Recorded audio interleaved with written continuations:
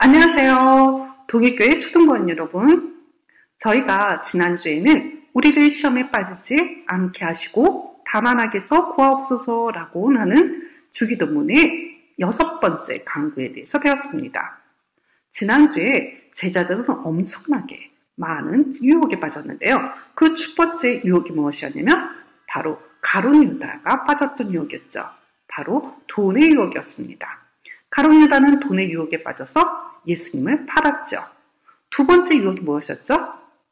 바로 예수님께서 그 다음 날 십자가에 달려 돌아가는 바로 그러한 슬픈 일이 있음에도 불구하고 그 마지막 만찬의 자리에서 제자들은 예수님의 옆에 자리를 놓고 높은 자리에 먼저 오르려고 서로 싸웠어요. 바로 권력의 욕망을 가지고 있는 것을 두고 유혹하고 있는 것을 보았죠. 그리고 세 번째 유혹이 바로 무엇이었냐면 베드로에게 있었던 유혹이었는데요.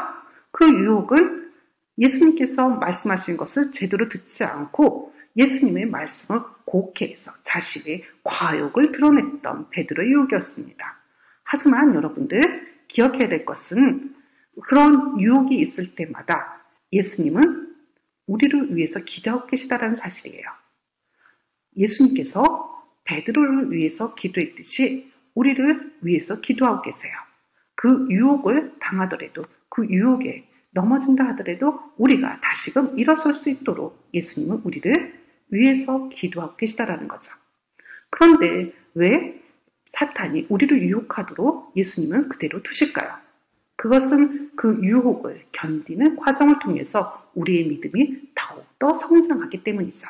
더욱더 믿음이 단련되는 것을 위해서 유혹을 주신다라는 거예요. 정말로 베드로는 유혹에 빠져 넘어졌지만 그 유혹에서 다시금 예수님을 만나고 그리고 예수님의 제자가 되었을 때 그 베드로는 바로 십자가에 달려 죽기까지 예수님을 따랐던 충실한 제자였던 거 여러분 기억하실 필요가 있겠죠. 오늘은 주기도문의 마지막 시간입니다. 주기도문의 마지막으로 우리가 나라와 권능과 영광이 영원히 아버지의 것입니다 라고 하게 되는 이 찬양의 기도를 올려드리고 난 다음에 우리는 주기도문 기도를 마치죠. 그러면 이 기도의 내용이 과연 무슨 뜻일까요? 우리 다 같이 함께 오늘 성경 본문을 통해서 배워보도록 해요. 오늘 성경 본문은 역대상 29장 10절에서부터 12절까지의 말씀입니다. 우리 다 같이 함께 읽어요. 다윗이 온 회중 앞에서 여호와를 송축하여 이르되 우리 조상 이스라엘의 하나님 여호와여 주는 영원부터 영원까지 송축을 받으시옵소서. 여호와의 위대하심과 권능과 영광과 승리의 위엄이 주께 속하였사오니 천지에 있는 것이 다 주의 것이로소이다. 여호와여 주권도 주께 속하였사오니 주는 높으사 만물의 머리이심입니다.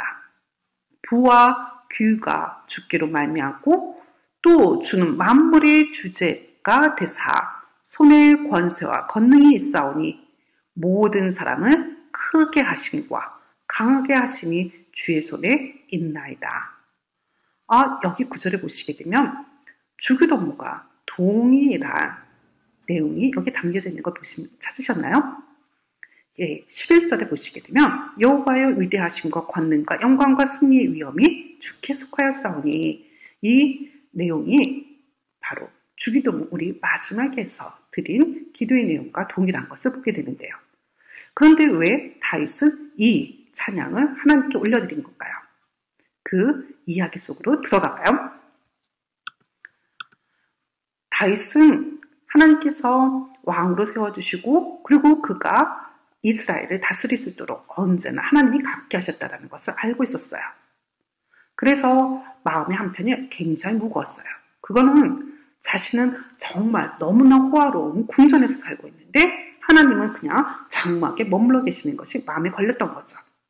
그래서 나단 선지자에게 나는 이 멋진 백향목으로 만든 멋진 집에서 사는데 하나님은 장막에 머물러 있는 것이 너무 마음에 걸려서 하나님을 위해서 성전을 짓고 싶다라고 이야기해요. 그러자 나단 선지자가 이야기하죠. 하나님께서 왕과 함께 하시니 무엇이든지 왕의 뜻대로 하세요. 나단 선지자는 하나님이 다윗과 함께 하심을 이미 보았고 그리고 경험했기 때문에 이렇게 말했던 거죠. 그런데 하나님께서 꿈속에 나타나신 거예요. 그러면서 나단 선지자에게 이렇게 말씀하세요. 가서 내 종 다윗에게 이렇게 전하여라. 너는 내가 살 집을 지을 사람이 아니다.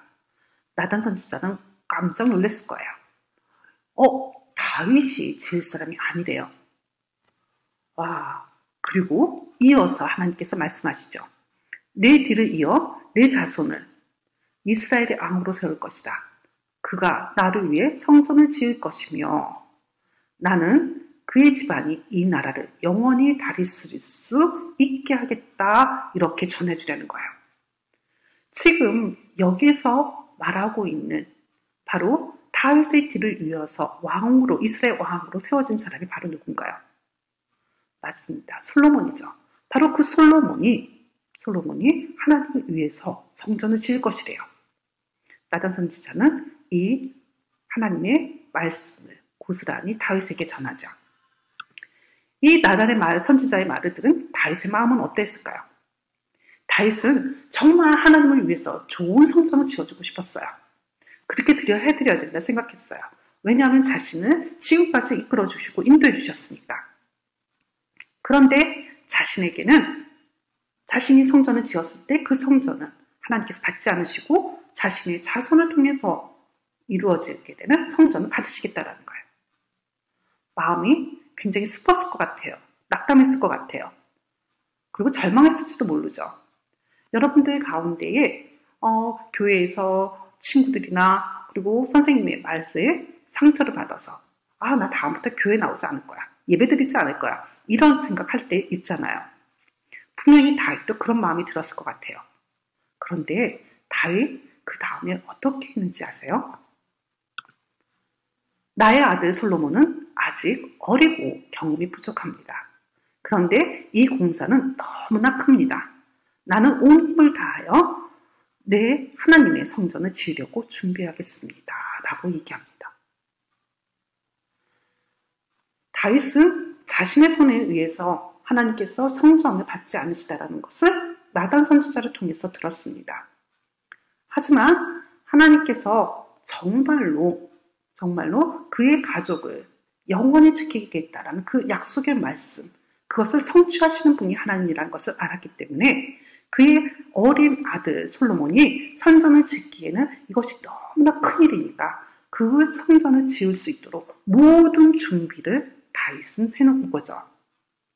지금 이 교회의 건물을 짓기 위해서 필요로 하는 것은 너무나 많습니다.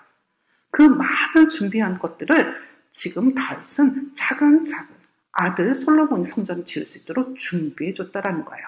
그러면서 그 준비하면서 바로 하나님께 이 찬양의 기도를 올리던 거죠. 지금 여호와여 위대하심과 권능과 영광과 승리의 의엄이 다 주께 속하였으니 천지에 있는 것이 다 주의 것입니다. 주권도 그리고 주는 정말 높으신 분이기 때문에 이 만물의 모든 것을 다스리는 것도 바로 하나님께 속하여 있습니다. 지금 모든 사람을 크게 하시고 강하게 하시는 것도 하나님이 하시는 거고 이 만물을 다스리는 것이 다 하나님이 하시는 일입니다.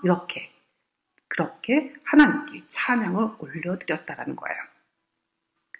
그러면 주기도문에 있는 바로 나라와 권능과 영광이 영원히 아버지의 것입니다. 라고 하게 되는 이 기도 안에 숨겨져 있는 비밀을 우리가 조금 더 깊이 알아보도록 해요. 그러기 위해서 우선은 나라와 권능과 영광이 무슨 뜻인지 한번 생각해 볼까요? 나라, 나라는 지금 모든 나라, 하나님께서 이 모든 나라를 갖다가 다스리고 계시죠. 하나님의 나라는 이 세상 모든 것이 다 하나님께 속해 있고 그 하나님은 이 모든 것을 다스리는 주인이시고 왕이시라는 거죠. 그리고 권능이라고 하게 되는 것은 하나님은 이 왕으로서 이 세상에 있는 모든 것을 결정하죠. 이 세상에서 일어나는 모든 일들을 결정할 수 있는 결정권이 바로 하나님께 있다라는 것을 뜻해요. 그리고 영광이라고 하게 되는 것은 하나님께서 이 땅을 다스리게 하는 다스리는 방식, 그 다스림의 방식의 능력이 하나님께 속해 있다는 거죠.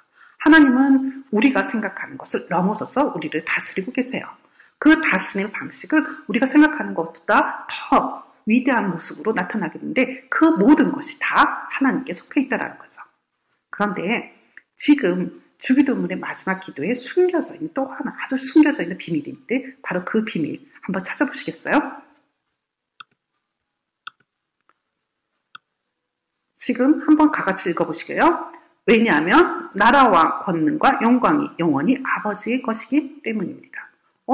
우리가 앞에서 우리가 기도문을 읽었던 거랑 다른 게 읽었습니다. 뭐가 달라졌죠?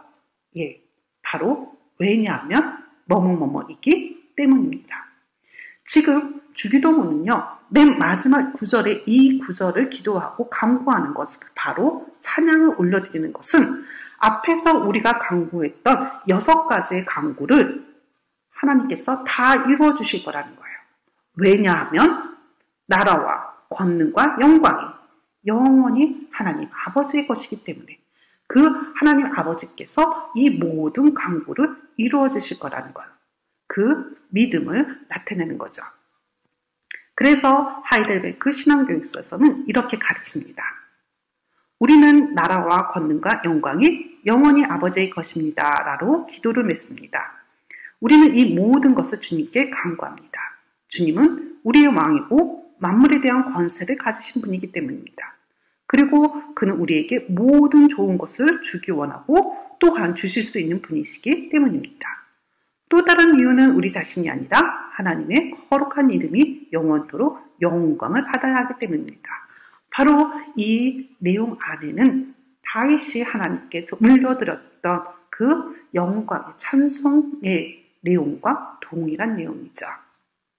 바로 그 하나님께서 이 모든 것을 다스리는 권세를 가지고 계시고 그리고 이 모든 것에 있어서를 다스리는 다양한 방식대로 하나님의 뜻대로 다스리고 계시기 때문에 그 하나님이 바로 하나님께 우리의 기도를 드린 것이기 때문에 그 기도의 내용은 하나님께서 들어주실 뿐만 아니라 이루어지실 것이라는 우리의 믿음의 고백이 되는 거죠.